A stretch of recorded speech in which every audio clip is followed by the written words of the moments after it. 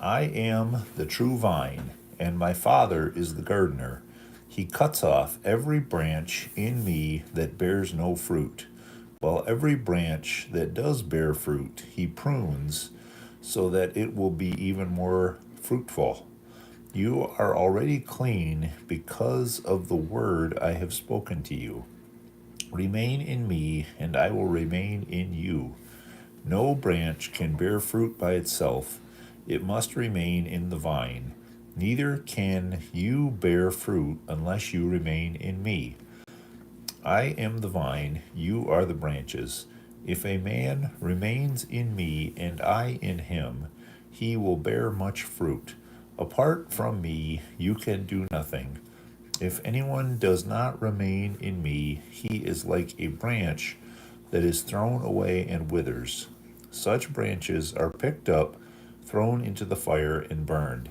If you remain in me, and my words remain in you, ask whatever you wish, and it will be given you.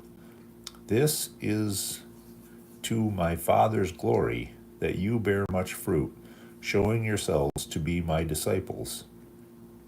As the Father has loved me, so have I loved you. Now remain in my love. If you obey my commands, you will remain in my love, just as I have obeyed my Father's commands and remain in his love.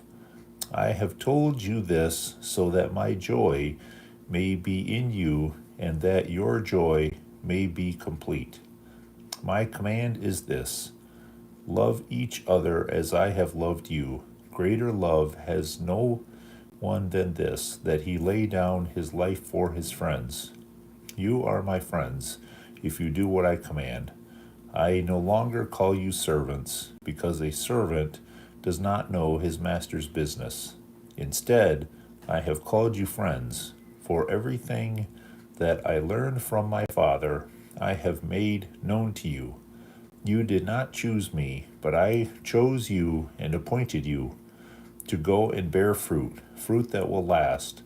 Then the Father will give you whatever you ask in my name.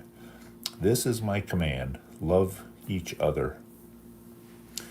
If the world hates you, keep in mind that it hated me first. If you belonged to the world, it would love you as its own. As it is, you do not belong to the world, but I have chosen you out of the world.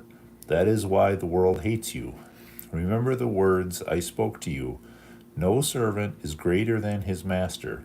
If they persecuted me, they will persecute you also.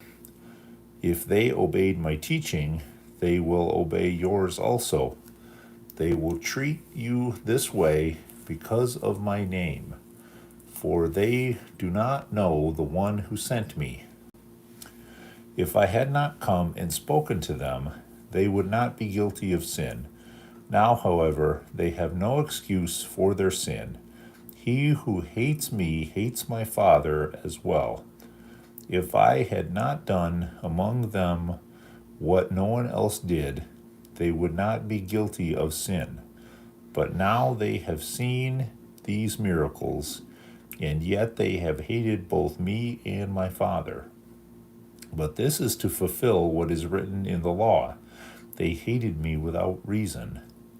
When the Counselor comes, whom I will send to you from the Father, the Spirit of truth, who goes out from the Father, he will testify about me.